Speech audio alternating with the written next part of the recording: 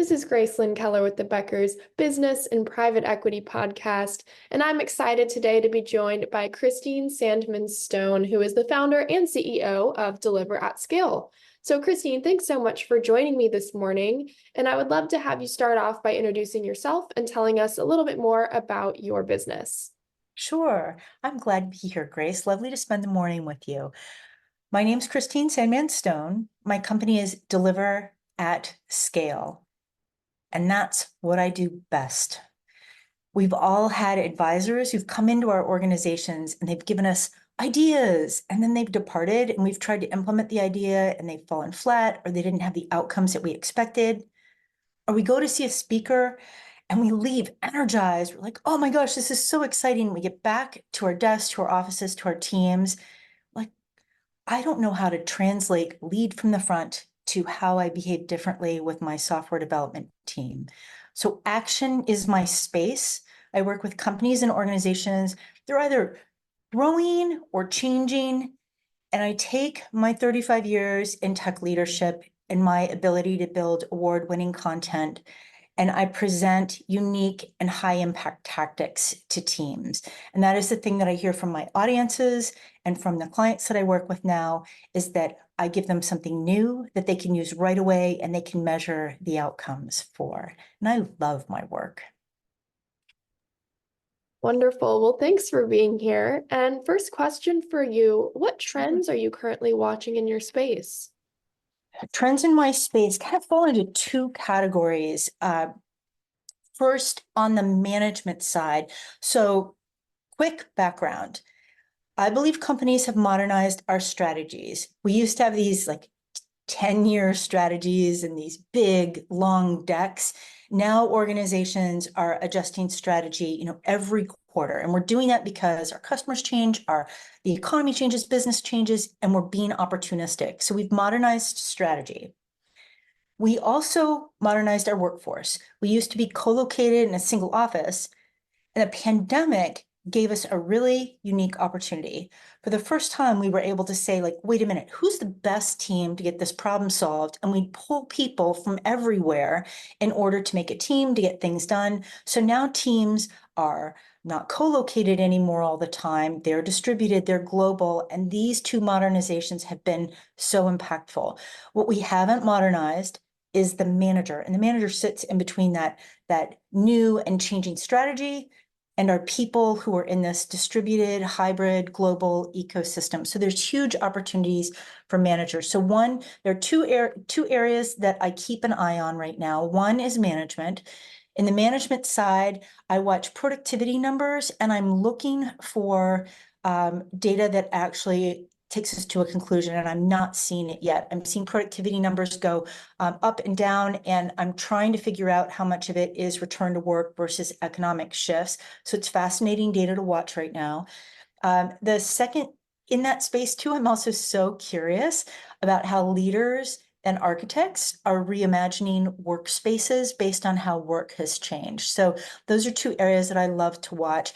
On the tech side, the most intriguing area for me right now are the data sets that are used to train AI models.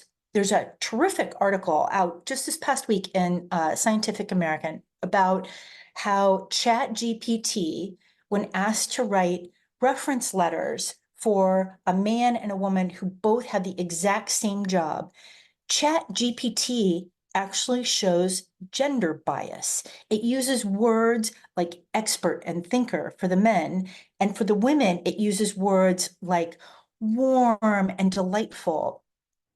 So as a technology community, one of the most interesting things that I'm watching, I think we all should be watching, is how can those data sets be adapted so that tools in the artificial intelligence space don't accelerate and amplify problems that we already have. So data sets in AI are one area that I watch really closely, and another area is evolution of management, especially around productivity numbers and space usage. Wow, that's incredibly interesting. I did not know about that. So thank you for sharing. Sure. And then my next question kind of rolls into that. So, what are you most focused on and excited about right now? In this past 6 months, I launched a book around modern management, and I've been doing workshops and talks on that subject. And I am so energized by audience responses. And one of the responses I expected, so the one that I expected was, I've spoken in front of 2,000 people, I've spoken in front of 50 people on this subject, and young emerging or new managers in the Gen Z and millennial space are so deeply interested in finding out how they can be successful, what tactics can they use to bring into their work to really pivot from being a great individual contributor to leading a team of terrific individual contributors. So I love the value set of those younger generations, and I believe they're going to be a huge driver in the economy going forward. What surprised me, and it's been equally rewarding, has been the reaction from two other sets of leaders. So I did a workshop for CEOs, and the question that they had posed was, are there any new ideas for us to use to better coach our management teams to get results?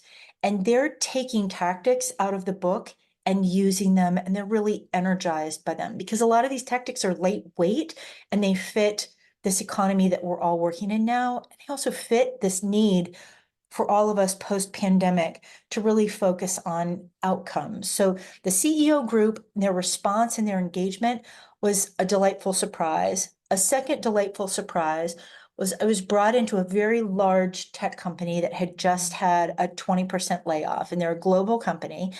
And this division was looking for things, tools that they could give their kind of bruised senior leadership team to reset. The organization was saying, we had this big cut because we've struggled. Now you have to drive a different level of accountability in your teams. And these like seasoned leaders were saying, Christine, how do I drive accountability when these people have also been with the company a long time? And they're like, and by the way, I don't know any of these people because we reorged and we changed who everyone reports to. So I've got these folks that I don't know that well, and I'm being asked to drive a new level of accountability. It's post layoff, and there's high urgency that we've got to get back to profitability. So we had this highly engaged conversation for 2.5 hours with this group about how they could adapt things, like how they approach their one-on-ones, how they change their goal setting from annually to quarterly, how they used objectives and key results. It's a mechanism called OKRs.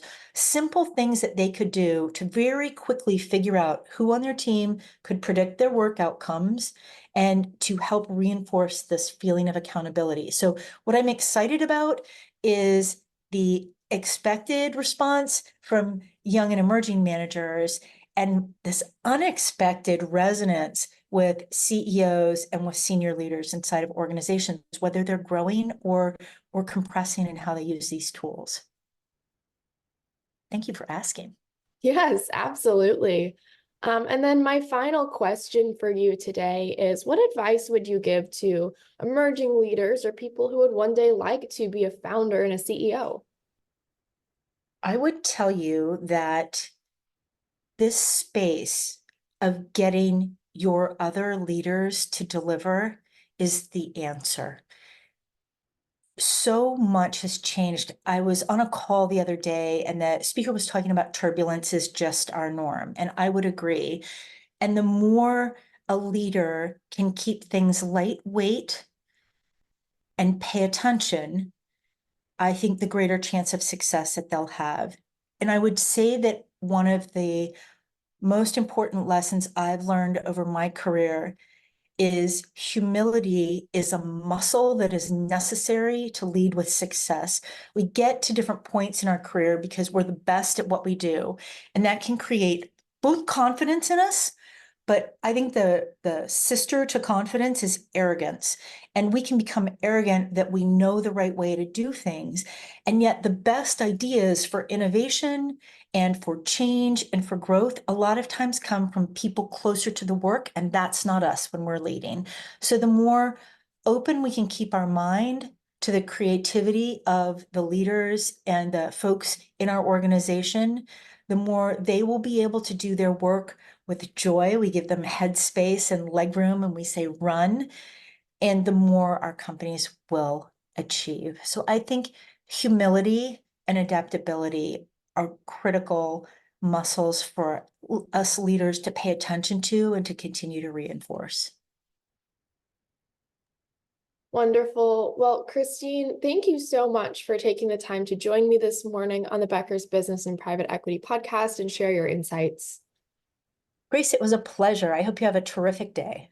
You too. Thank you. Thanks.